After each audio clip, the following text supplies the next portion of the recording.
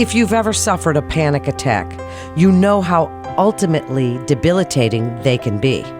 Welcome to Bryan Health Podcast. I'm Melanie Cole, and I invite you to join me today as we discuss recognizing anxiety, panic attacks, and ways to cope with or treat the symptoms. Joining me is Jill Johnson. She's a licensed independent mental health practitioner and a licensed alcohol and drug counselor at the Bryan Independence Center. Jill, I'm so glad to have you with us today. And as I said in my intro, they can be debilitating, these panic attacks. Can you tell us a little bit about the difference between anxiety disorders, and panic attacks? As we're facing these unprecedented times, we all feel anxiety right now. And then we add on the holidays, which kind of take it over the top. Tell us a little bit about what we're feeling now. Is it normal? And the difference with things like panic attacks. Sure. Thanks for having me on, Melanie. Let me just talk before I get into the panic attack, because I think, everyone should know when they're having a panic attack because it has strong symptoms. But first, about anxiety. Anxiety is just very normal. We all have anxiety. We should embrace anxiety. We need anxiety. And I know it's kind of a loose term these days and overused a little bit, but normal anxiety is good. It serves its purpose. It helps us to get motivated, to prepare for things in dangerous situation. It keeps us safe.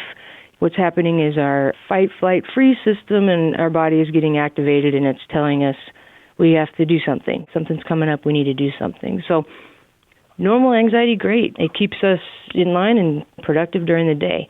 But then it can get to a debilitating point where we're not able to function at work, in our relationships, or at school, or being productive and going out and doing things. So we want normal anxiety. That's good. Let's keep that. The debilitating type is when it turns into a disorder and it probably needs some type of treatment or some self-care to alleviate it.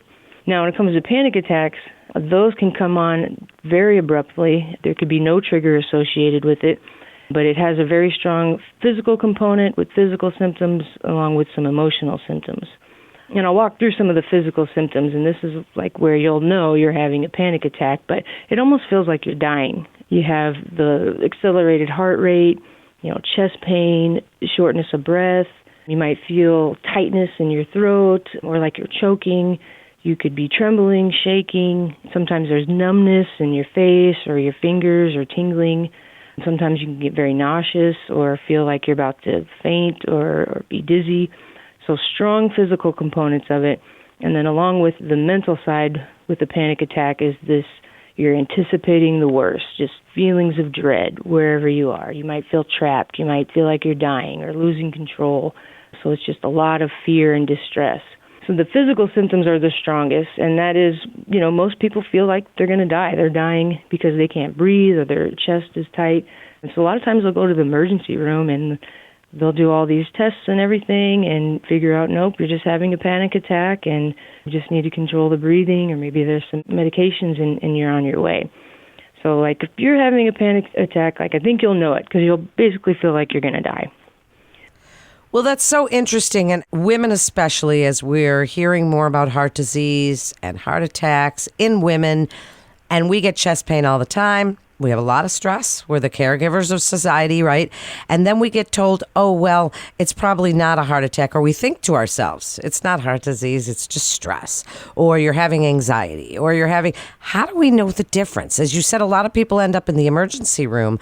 But if we get that chest pain, if we get that pulsating heart rate, if we get those palpitations and the sweating, that's all the same symptoms of a heart attack. Yeah, and it could be, and that's why I wouldn't stop anybody from going to the ER if they really feel like that they're dying or they can't breathe or anything. But if you've had one before, then it's good to know, okay, that was a panic attack. Now I know better about how to treat that, which it could be going to the ER, but a lot of times it's if you can focus on just getting in one place and slowing down your breath and just focusing on slowing down your breath and see if some of those other symptoms go away in your chest or the numbness and tingling or anything like that, and see if you can control your breath and those go away. And if they do, then yes, most likely you've had a panic attack. Now, if that chest pain is lingering and that tightness in your throat doesn't go away, I would say, get checked out at the ER. You don't want to mess around and think, oh, it's just a panic attack when it really is a heart attack. But the key is if you can get yourself calm and focus on your breath and see if those symptoms can go away in 5-10 minutes or so, then it's probably just a panic attack. And also the emotional part is a key component to know if it's a panic attack, because that fear and that worry of dread or feeling trapped, those are keys to know, like, if those aren't rational or real, this is probably a panic attack. Lingering symptoms, I would say yes, go to the emergency room, get it checked out. Can we talk a little bit, please, about when you say controlling your breath? You've said this a few times, but people don't always know what that means. So if you see someone, if someone you love, if you're a parent and you see one of your children, one of your teenage children or kids in their 20s, or a friend of yours, or in yourself, if you are having a panic attack, you say controlling your breath. What are the first things we do? If we see someone having a panic attack, if someone we love is experiencing this, or if we are experiencing it ourselves, how do we calm down? How do we slow it down? How do we control our breath?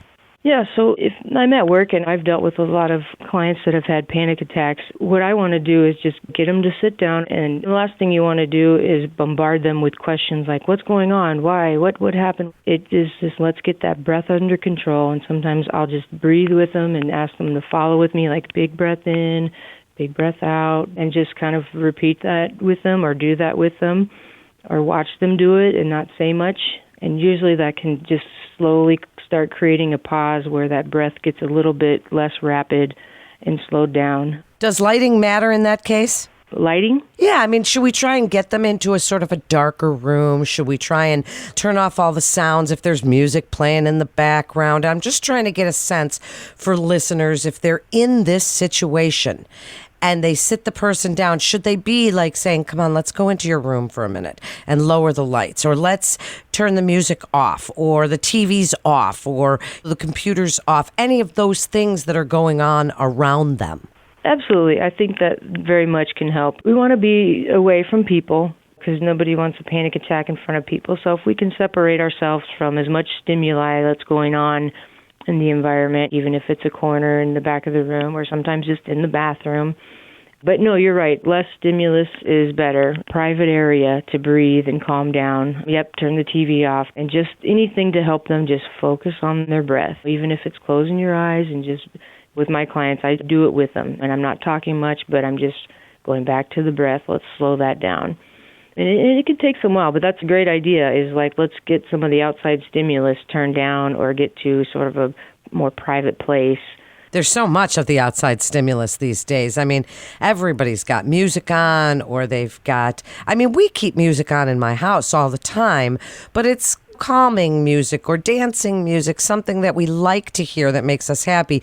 But in this day and age with the headphones and everybody's always on their phones, to remove yourself or the person from that situation. Now, give us some other good practices to relieve stress and anxiety, because if we know that we're someone who's prone to getting a panic attack, a full-blown attack, then we know these things are a part of our lives. What are some other things that we can try that can hopefully prevent them from happening?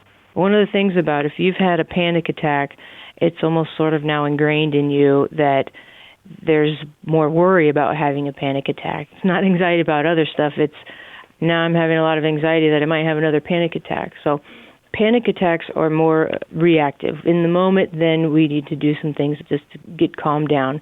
With any anxiety disorder, proactive treatment is the best way to do that. And we can get into the different treatment parts or things that help, but my biggest thing that I teach all my clients, whether they're having anxiety or not, is start practicing some mindfulness meditation, 10 minutes a day, guided or however you want to do it, because practicing that every day really starts to retrain your brain to be in touch with the here and now and where you're at. Because anxiety is usually just worry about the future or worry about the past, and we want to stay kind of mindful in the moment we are as much as we can. And mindfulness meditation is a great way to do that. Well, it certainly is. And what about things like, I mean, you do this every day with people and deal with anxiety. What about things like yoga and acupuncture, exercise, even diet? Can those things help with just this underlying anxiety? Or is it really, besides the things you've mentioned, meditation and calming things, cognitive behavioral therapy, things that we need to do to help ourselves with those underlying causes?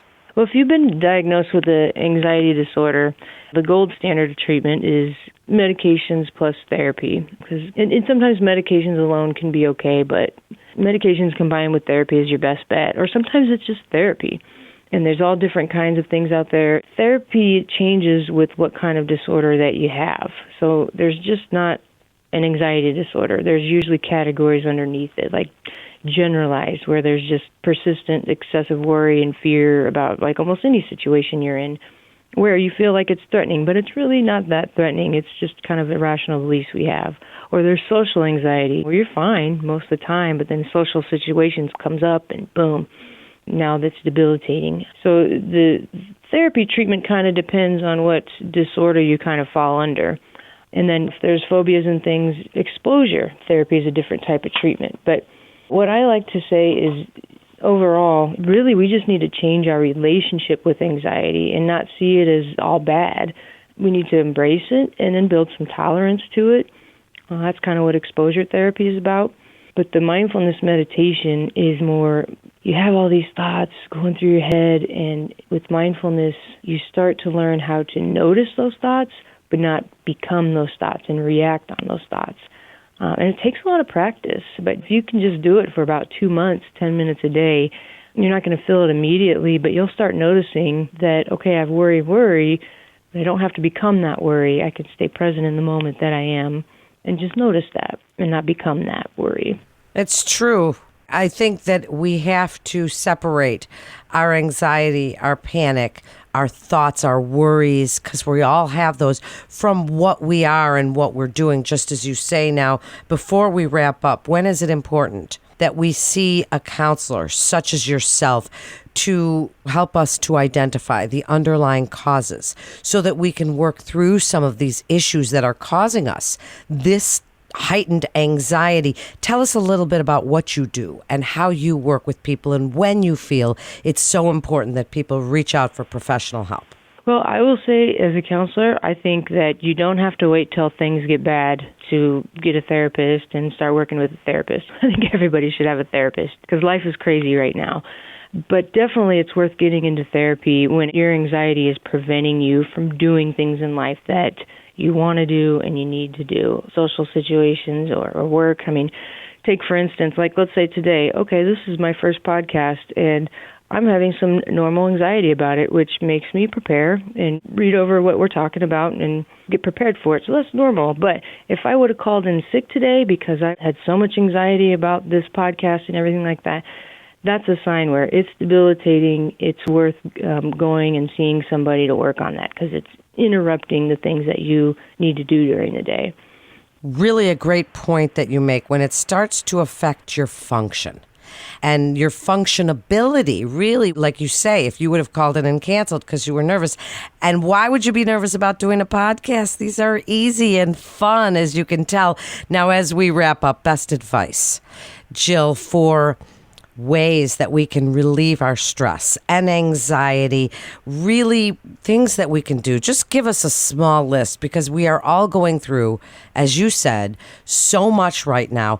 Give us some proactive and reactive ways of treating and dealing with general anxiety and panic attacks. Well, I'll do the reactive side first, which is making sure that you're controlling your breath, like some grounding things, knowing where you are right now, that you're not in danger, nothing's threatening. So reactive ways are, and it's best to talk with somebody, but just to find a way to get in the here and now and know that you're safe. Proactive ways, self-care, and that has so many components about it that I can't go through all right now, but are we getting enough sleep? Are we eating somewhat healthy? Are we eating at all? Exercise, too, is great proactive ways to release some of that built-up energy that we have in ourselves. And then again, I think yoga was mentioned, but just sitting down and taking 10 minutes a day to not have anything to do but focus on your breath and breathing, to me, that's the best proactive thing that you could do to help prevent anxiety attacks or panic attacks. But I do recommend talking to people, recognizing that your fears are probably irrational and overblown, not just keeping it all inside to yourself. There's no shame in sharing. I have anxiety right now, like I'm having these thoughts, and someone else just, okay, it really probably isn't that bad. Let's talk through it. But self-care is such a big thing. Really, your physical self-care, and then going into emotional self-care, taking care of your mind and where your mind goes, just trying to stay in the present moment. Maybe controlling or watching how much alcohol intake and stuff you have, changing your environment if it's pretty stressful and full of a lot of conflicts. It's okay to say no to things, and take care of yourself. What a great place for us to end this. That is the best message. It's okay to take care of yourself. What a great message. Jill, thank you so much for joining us today and giving us some real world ways, things that we can do right now today to really treat and deal with our general anxiety, and also to give us really the red flags of when we should seek professional help. Thank you so much. Certainly a podcast that we can all listen to and use right now. I'd like to thank our Bryan Foundation partner, Union Bank and Trust. And of course, you can go over to our website at bryanhealth.org for more information and to get connected with one of our providers. And that wraps up this episode of Bryan Health Podcast. Please remember to share this show with your friends and family on your social channels, because we're learning from the experts at Bryan Health together, and we certainly can all use this great information right now. I'm Melanie Cole. Thanks so much for listening.